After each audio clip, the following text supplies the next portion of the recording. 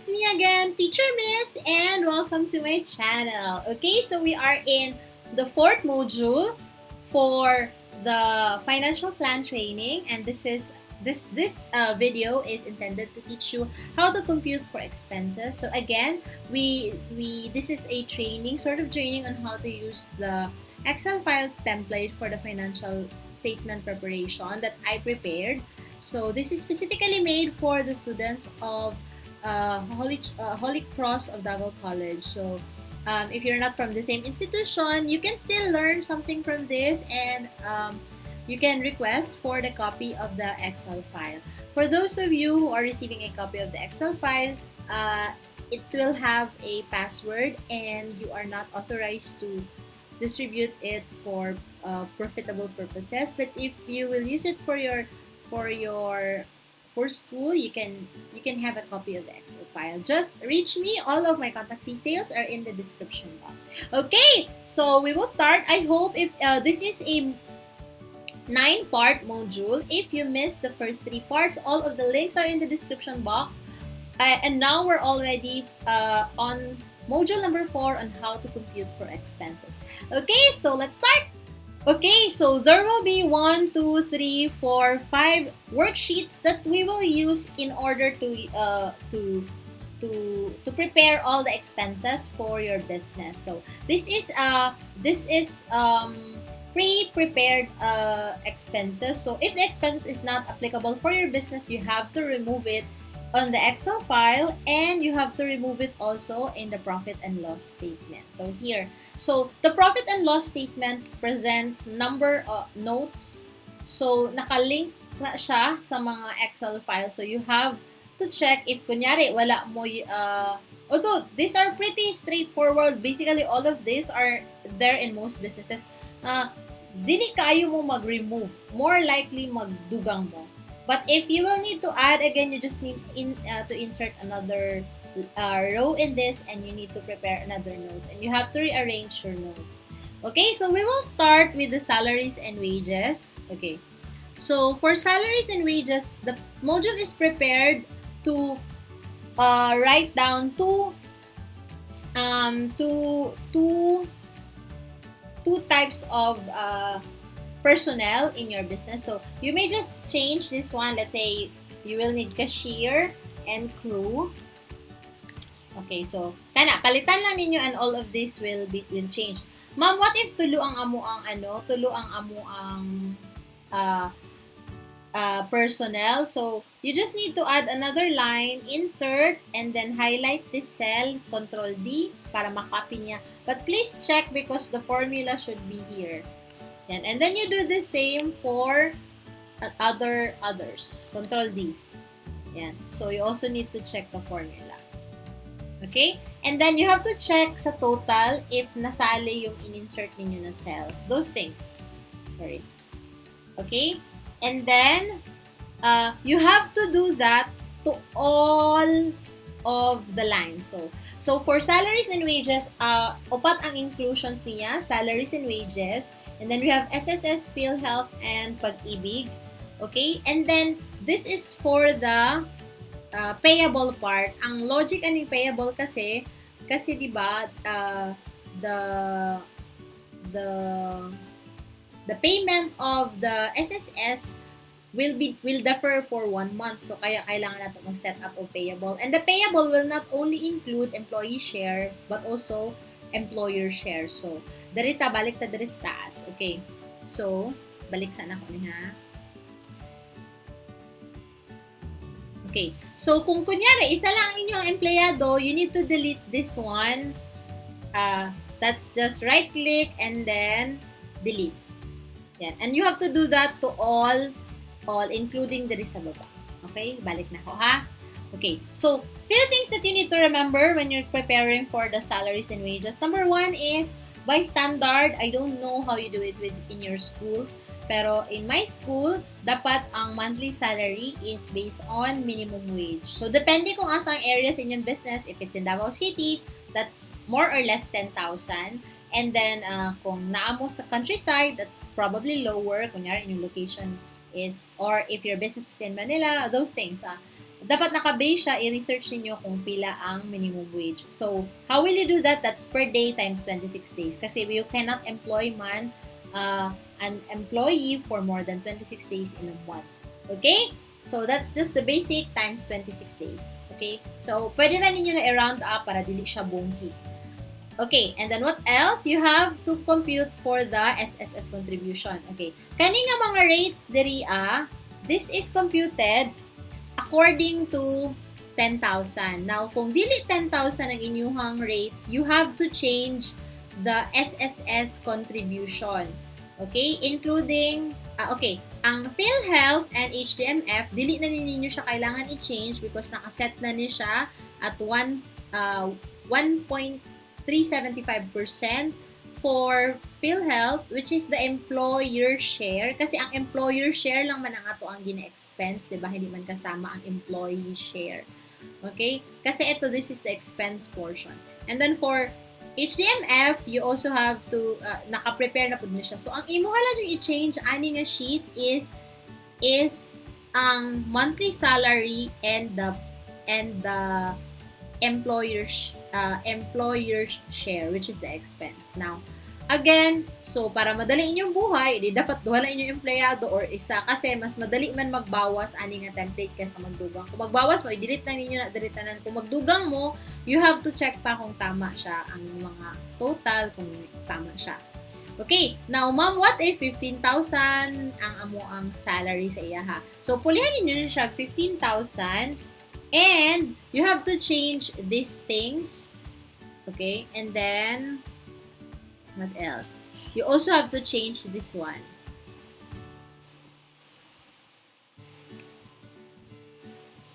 Kaning sa baba.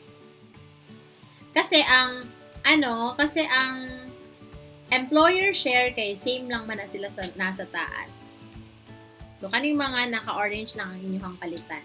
Itong lahat ng mga quantity diri kay nakatanaw na, nakatingin na siya diri sa taas. Okay, so kanang naka-orange lang ang pwede ninyong pulihan. Okay, so how do you compute for employer share? Okay, it is mentioned here that the SSS contribution includes employee share and PC.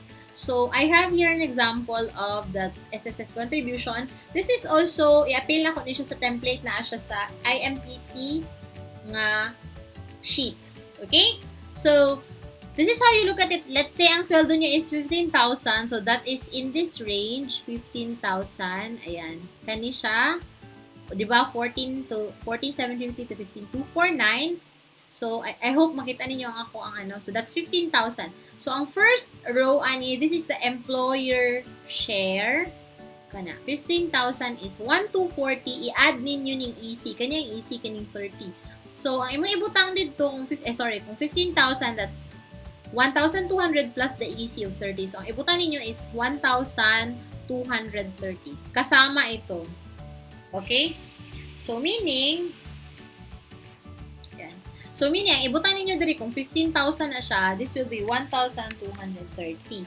Okay, kung 10,000 ni 10. So, you have to notice nga, kasi the salary will increase by 5% according to the law, dapat 5% at least, no? But this template is prepared na naka-increase ang iyang salary for 5%. So, ibig sabihin, mag-change po di siya diri by 15,750. So, 15,750 pangitaon po na niyo diri sa bracket. So, that's this 15,750 is here. So, that will be 1,280 plus 30. So, 1,310. For year 2. For year 2. Yeah. So, i-change po din yun and i-change din yun siya. Now, you also have to change the employer share. Kanya nga part. So, the employer share is found tapad ani. So, if the salary is 15,000, ang employer's share is 600.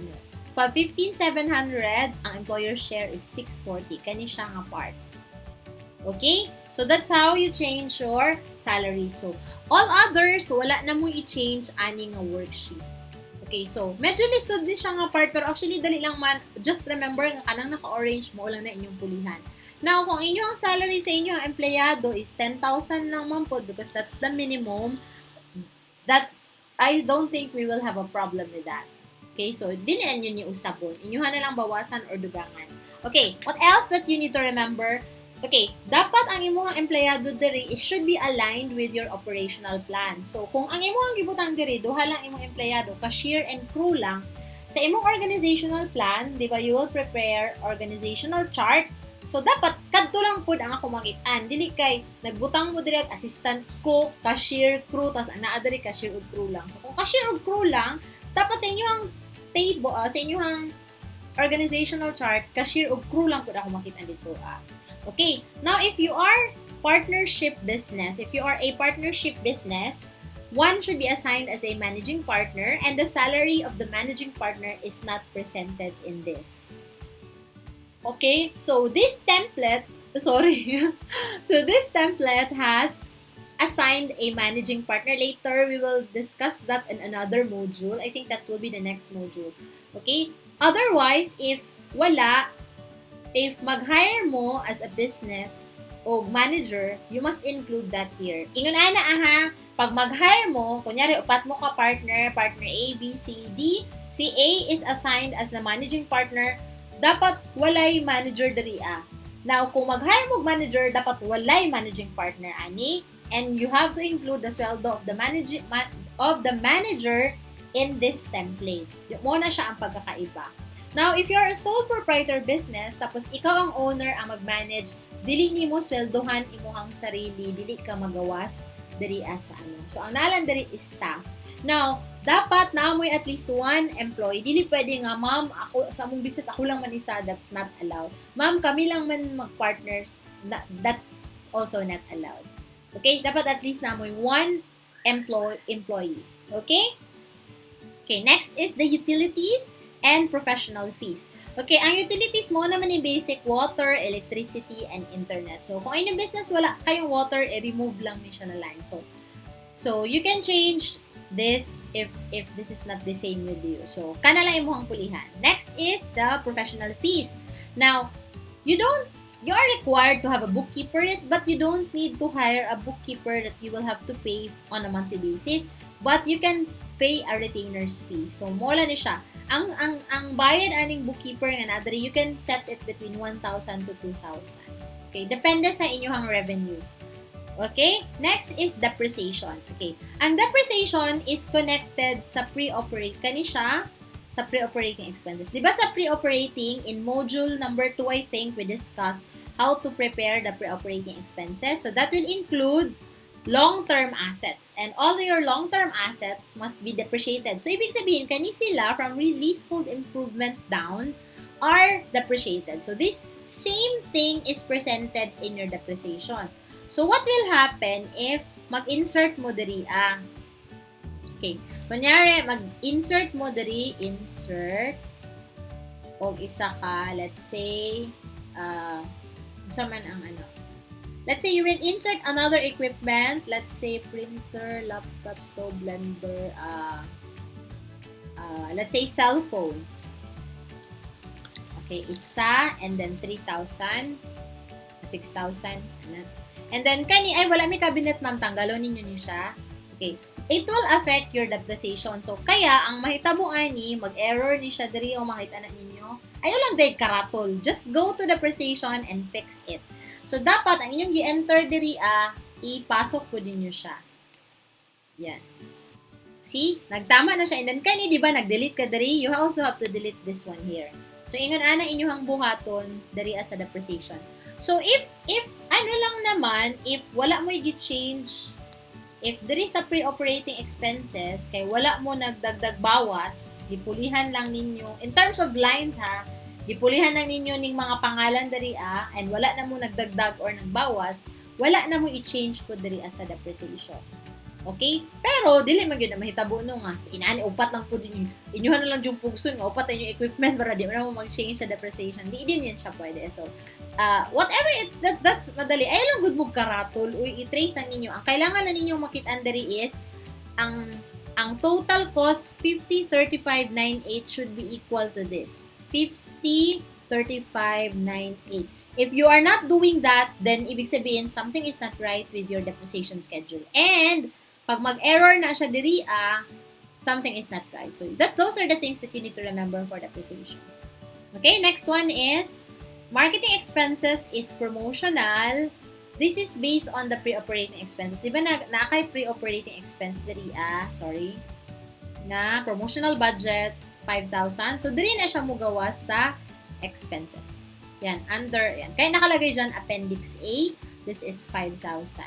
Now, ang kalahian ni promotional o ni marketing is promotional, kaya siya tinawag na promotional kasi naga-promote mo, basically, mahitabo na siya na expenses before the business. That's why it's pre-operating expenses, which normally, promotional expenses normally occur during pre-operation. Wala pa nag-operate.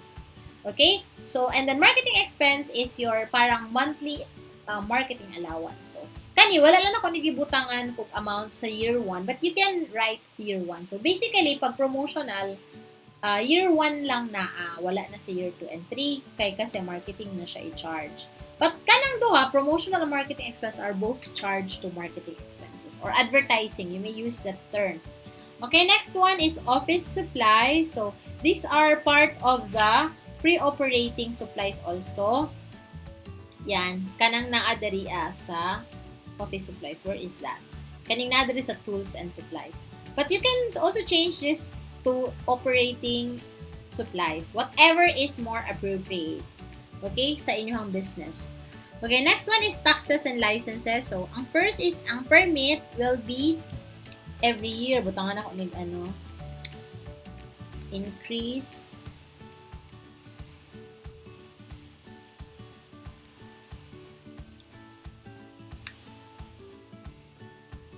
5%.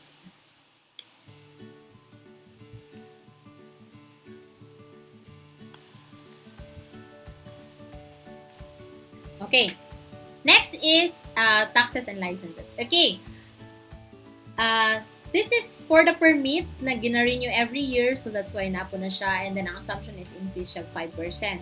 Ang percentage tax, I mentioned, di ba, on Module 1 that, I mentioned in Module 1 that this is for non-VAT business only. So, kaya, we will have to pay for percentage taxes, which is 3% of your revenue. So, dito ni siya gikan. So, basically, di na po din ninyo siya usabon. Okay, so, this is okay. Kaya na siya, walay changes. Gina-explain na nako asa siya. Okay, summary of transportation expense, yan, 6,000. That means 500 per month. So, kung 1,000 per month ang inyong budget, so, ibutan na siya 12,000. Ha? So, you may also add here, pwede ninyo na siya i-change of gasoline expenses. Yan. Pero, usually kasi, ang gasoline expense, kung narapod mo sakyanan, alam mag-gasoline expense mo kung walay sakyanan. So, basically, pag namoy vehicle sa pre-operating, pulihan ninyo siya, mas tama ang pulihan ninyo siya gasoline and oil nga expense. Okay? So, kung same lang po din yung expense, pwede din na ninyo siya pulihan na page. So, kanina sheet, kanila inyong i-change. Diba? Very simple and straightforward. Next one is, muna siya ang final page. Okay, always never forget, kung pila inyong gibutang sa rent diri sa pre-operating, diba na-assign mo rent na 2,000 per month, that will also be the same rent diri nga part. Okay? And then, miscellaneous assign mo, you can write between 500 to 2,500. Depende sa inyong revenue. Kung tanong ninyo, dako-dako inyong revenue, dako-dako na lang po ninyo gamay ang miscellaneous expenses. Para during the review of the panel, wala lagi niyo siya nga expense, you can just say, ay ma'am, kasama yan siya sa miscellaneous expenses.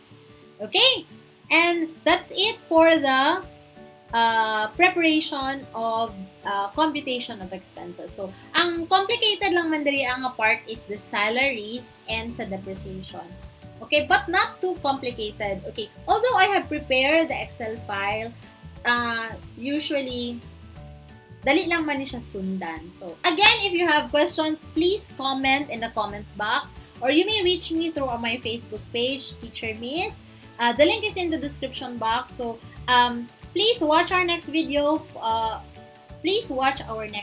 Thank you very much for watching. I hope you have learned something from this. Again, this is Teacher Miss.